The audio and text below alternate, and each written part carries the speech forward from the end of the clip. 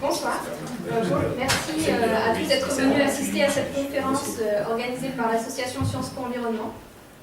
Je remercie infiniment nos 4 intervenants qui ont accepté très gentiment de prendre de leur temps pour partager avec nous leurs connaissances et leurs expériences. Donc je voulais vous les présenter. Professeur Ledoy, qui est professeur émérite à l'université Blaise Pascal de Clermont-Ferrand. Il est l'ancien directeur de recherche de l'ERTAC, l'équipe de recherche sur les tumeurs et l'autosurveillance cellulaire, et l'ancien directeur de l'UFR des sciences exactes naturelles de l'université Blaise Pascal. Ensuite, professeur Bellepomme, qui est professeur de cancérologie à l'université Paris-Descartes, président de l'association pour la recherche thérapeutique anticancéreuse, l'ARTAC, et directeur de l'European Cancer and Environment Research Institute. Puis monsieur Jean-Yves Sandré. Il est écrivain et l'auteur d'une vingtaine d'ouvrages. Son éditeur Actes Sud présente ainsi son dernier livre Sprung, Paris en 2013. En janvier 2012, alors qu'il travaille à un nouveau roman, Jean-Yves Sandré se voit soudain affecté de troubles physiques aussi intenses que persistants qui l'obligent à abandonner l'ouvrage en cours. Au terme de maintes épreuves, il débusque son invisible agresseur, lequel n'est autre que notre univers saturé d'ondes électromagnétiques. Enfin, Monsieur Jean-Yves Sandré est porte-parole de l'association Robin des Toits. Étienne Sandré, excusez-moi. C'est la clé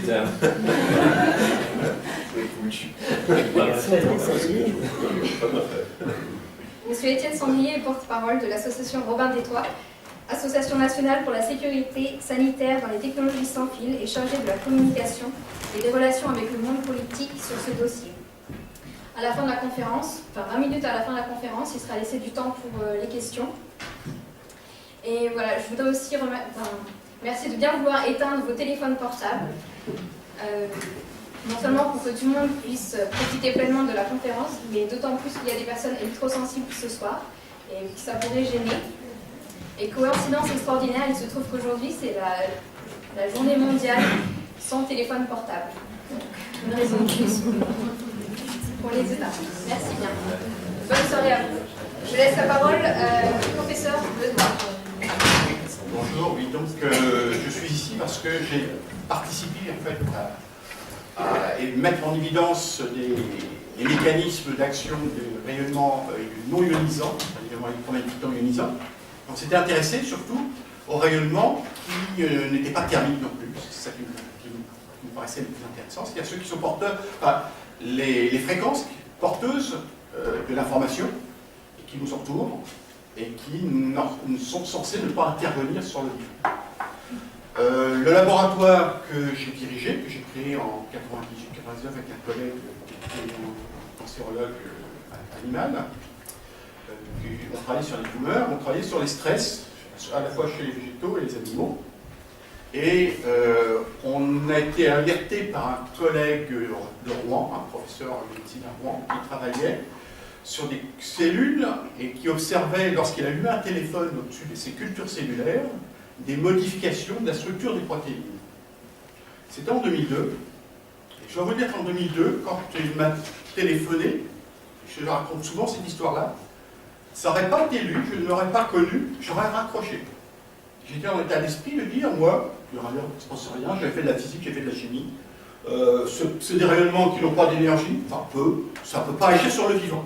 Ça, c'est des a priori que tout le monde a, qu'on retrouve encore actuellement en 2014, chez les scientifiques.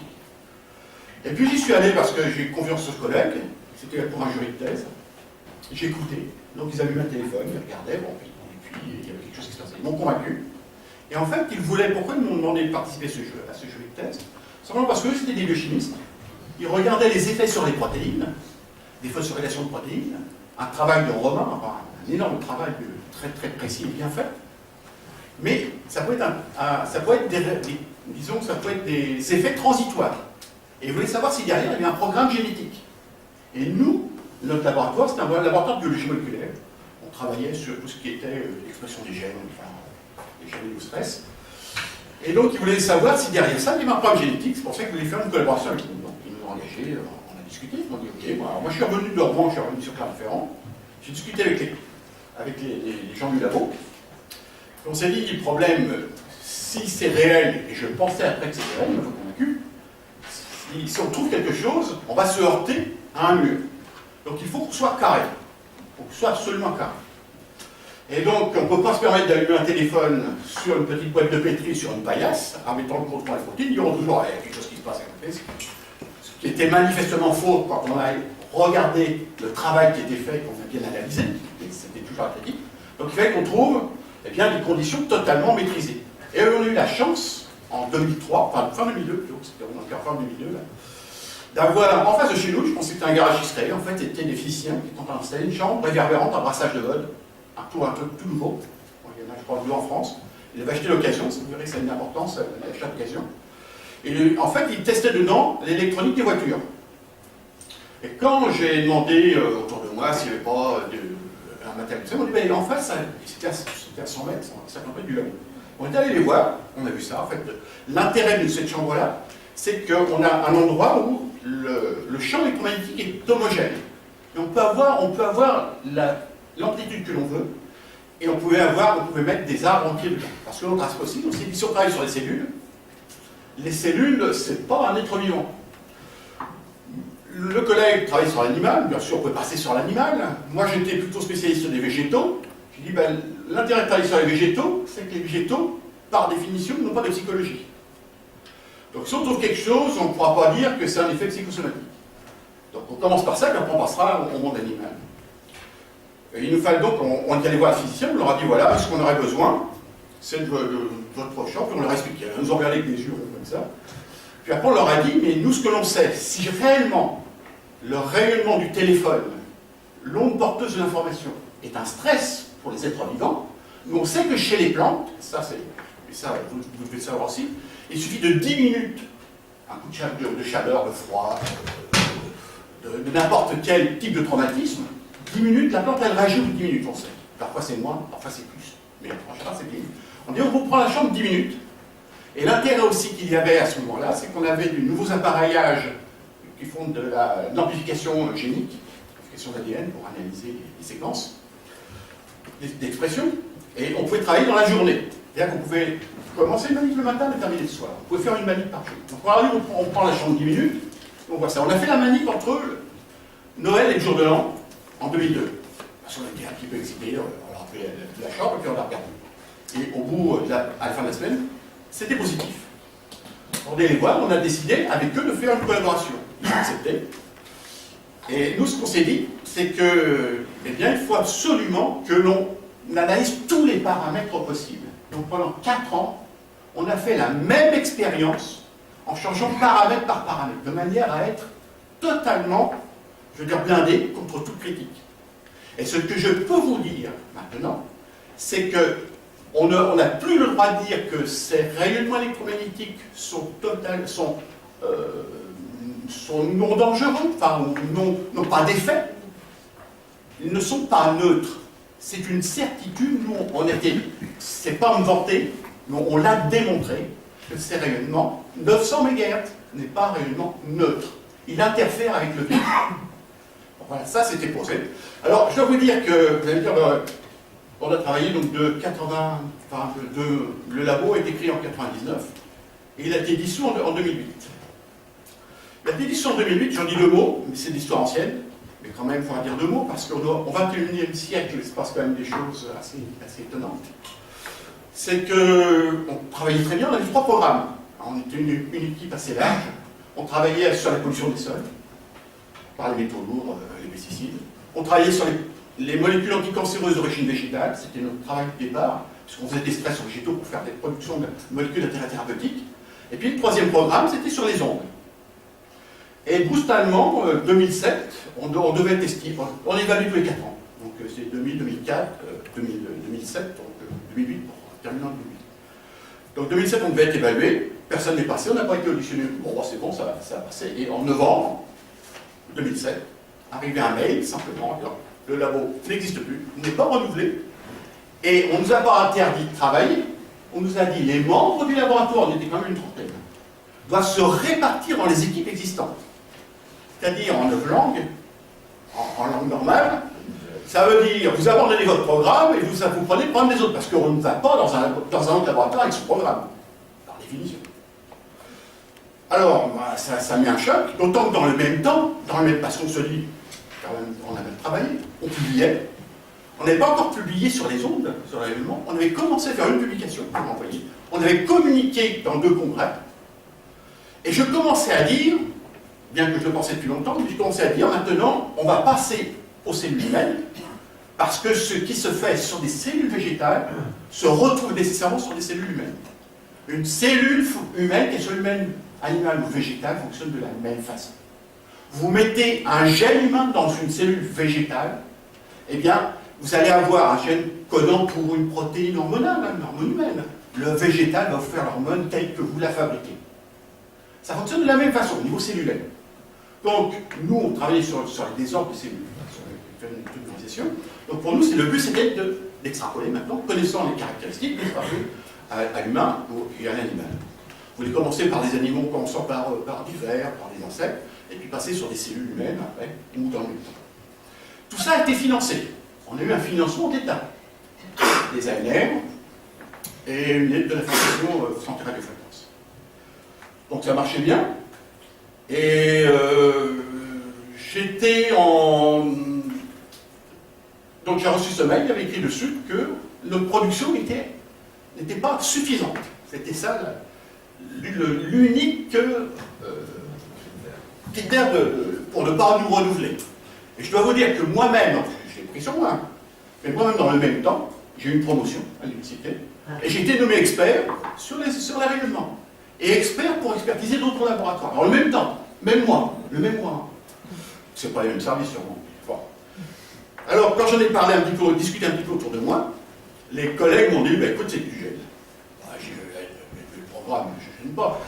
J'étais peut-être un peu naïf, je suis toujours, hein. Mais je pensais que, bon, on était dans une société démocratique, qu'après tout, on est là pour sortir de la connaissance. Enfin, nous, on est payé par le contribuable pour sortir de la connaissance, pour sortir de la connaissance, donc on ne peut pas nous arrêter. Et ils m'ont dit, bon, c'est pas les antitumoraux qui gênent.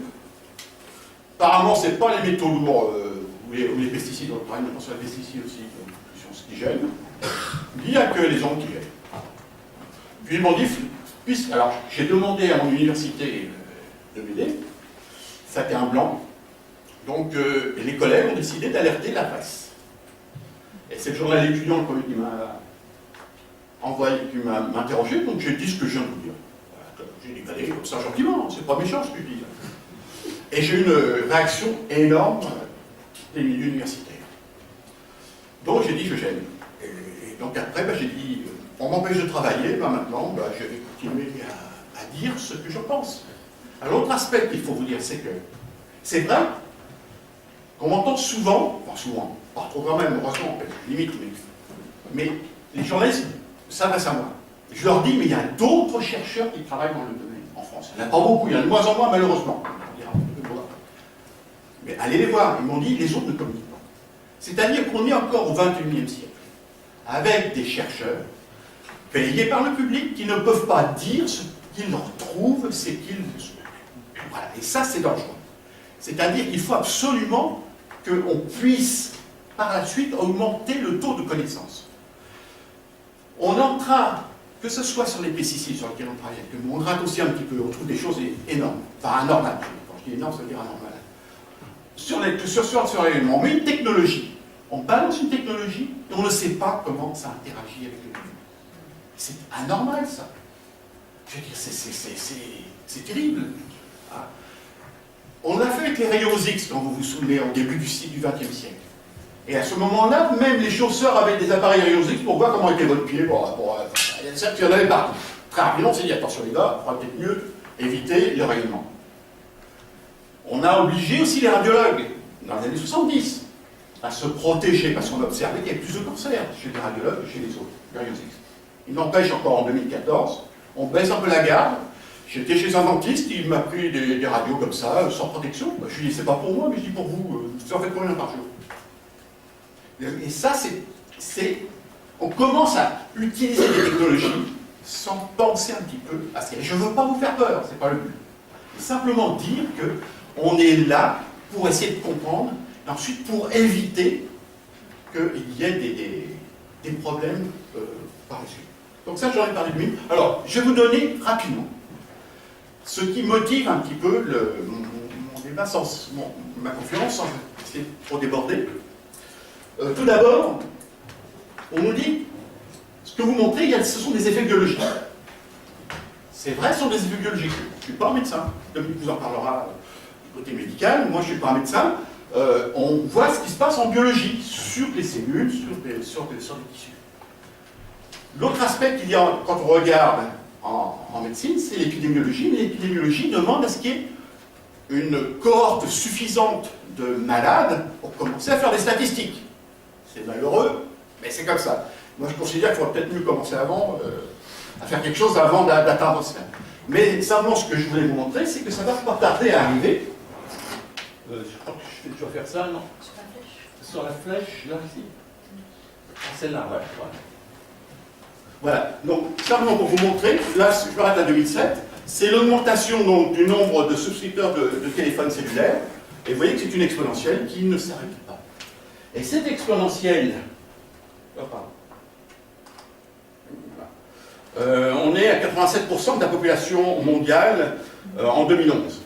C'est-à-dire qu'on a atteint pour les pays développés, 50% de la population des pays développés qui ont des téléphones cellulaires. On a atteint à peu près autour de 2000. 50% de la population, déjà, ça commence à être une cohorte intéressante. Et en général, si c'est comme pour l'amiante, si c'est comme pour le tabac, si c'est comme pour les UV, que les symptômes physiologiques, biologiques se déclarent chez l'individu 10, 20 ou 30 ans après, on devrait commencer à voir des différences. Ah, d'accord.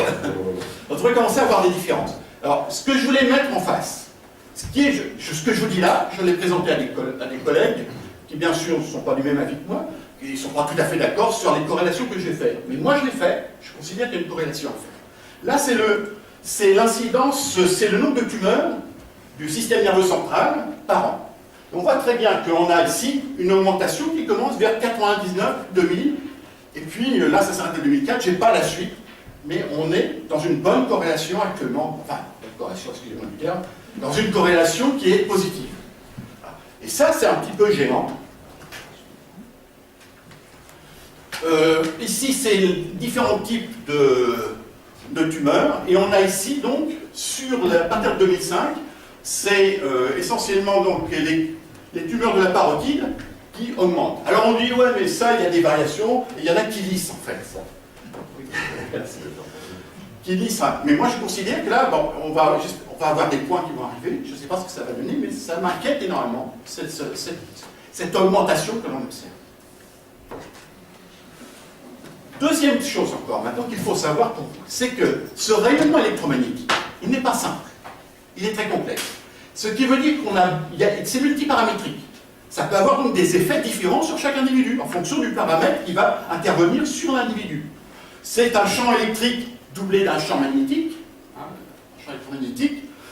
Il y a possibilité donc d'avoir des effets thermiques pour certains rayonnements, dans les rayonnements non ionisants. Donc, les ondes radio sont normalement des effets non thermiques.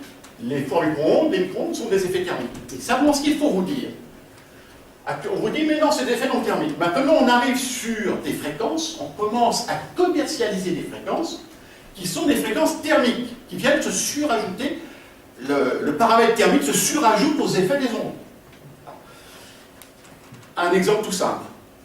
J'étais allé, parce que j'ai une box aussi à la maison, j'étais allé chez Orange, parce que ça ne marchait pas très bien, une vieille box, et puis je voulais pouvoir maîtriser le Wi-Fi dessus, parce que c'est pas maîtrisé. Et ils m'ont dit, ah oui, on a une nouvelle boîte là, elle est super bien, vous pourrez brancher beaucoup plus d'appareils dessus, beaucoup plus d'ordinateurs, tout ça, elle est plus puissante. Alors moi tout de suite, plus puissante, c'est pas possible, il faut qu'il y ait un truc archi, qu'est-ce qui est plus puissant? Elle me dit maintenant, ça fonctionne sur du 5 GHz, et non plus de 2,4 GHz. C'est-à-dire qu'on est passé du 2,4 GHz au 5 GHz, c'est mis maintenant dans les maisons. Il n'y a personne qui travaille sur le 5 GHz. Ils ont décidé, parce que plus on monte la fréquence, plus on peut faire passer d'informations dedans. Donc ils ont décidé, pour améliorer le confort des personnes, on augmente la fréquence. On se retrouve avec un environnement qui va être à 5 GHz. Deuxième exemple. toujours vécu. Au laboratoire, on a une serre. On travaillait sur les tomates, parce que les tomates, elles sont très sensibles au stress. Et quand on a travaillé il y a 10 ans, 15 ans, enfin 12 ans maintenant sur les tomates, on avait bien vu qu'en face de la serre, il y a une cheminée avec des antennes dessus. On a donc mesuré le champ électromagnétique qu'il y avait au niveau de notre serre, parce que c'était pas la peine de faire 2,5 volts si déjà il y avait suffisamment. Alors oui, donc il y avait 0,1 volts par mètre. Et en fait, le stress qu'on faisait, on le faisait à 5 volts par mètre, le téléphone à l'oreille, en moyenne. En fait, en général, c'est plus de 10 volts par mètre qu'on a à l'oreille. Donc 10 minutes et les plantes réagissaient. Donc nous, on avait 0,1 volts par mètre en bruit de fond. Et puis, il y a 3 ans, il y avait des gens, des collègues qui étaient là. Et puis, on envoie la serre, on ne travaillait plus hein, sur les tomates, enfin, on voit la serre pour montrer où c'était, où ça se passait, où on faisait nos manies. Et on voit sur la cheminée des ouvriers qui ont installé d'autres antennes. Alors ensuite on a pris nos appareils de mesure, et il y avait 1,8 volts par mètre au niveau de notre serre. C'est-à-dire que si on avait eu ça 10 ans avant, on n'aurait pas pu travailler. Puisqu'on travaillait, on a travaillé entre 0,5 volts et jusqu'à 40 volts par mètre. Et ceci sans nous prévenir. Sans nous prévenir. Et encore, on s'est dit, nous on était assez chanceux, on était à peu près à 150 mètres ou 200 mètres de l'antenne. Il y en a qui étaient plus près. Des antennes directionnelles en plus. Donc ça aussi, on ne vous demande pas votre avis quand pour installer une antenne à proximité de chez vous. Le téléphone, on vous dira, c'est de votre faute si vous n'êtes pas là, parce que vous pouvez le couper, encore que je ne suis pas d'accord là-dessus. Hein.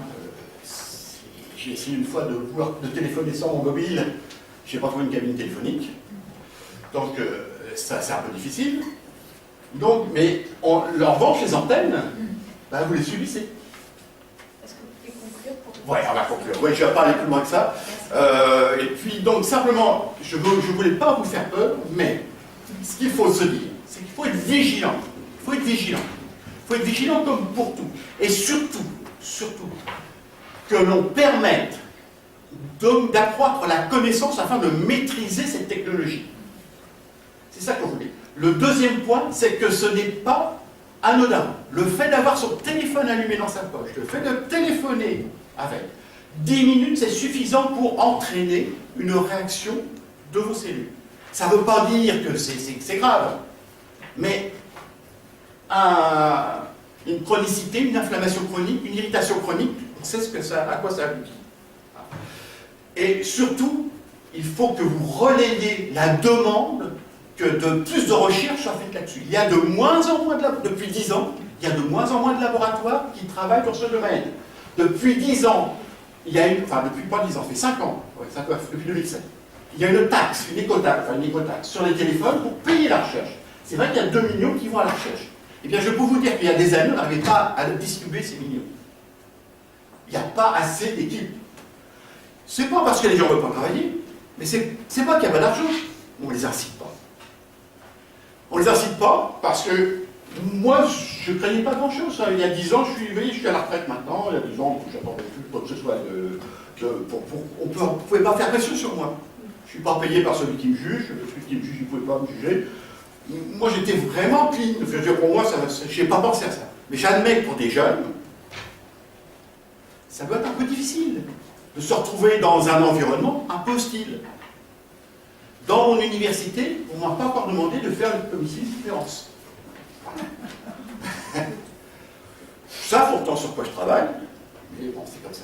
Alors, aussi, un autre point, si ça vous intéresse, avec Dominique, on a sorti un papier, une revue, démontant le mécanisme possible d'action cancérogène de ces rayonnements. Et c'est paru dans Advanced in Biological Chemistry. Donc, vous faites soit Belpom, soit mon nom sur Internet, vous trouverez. Bon, moi, je vous remercie.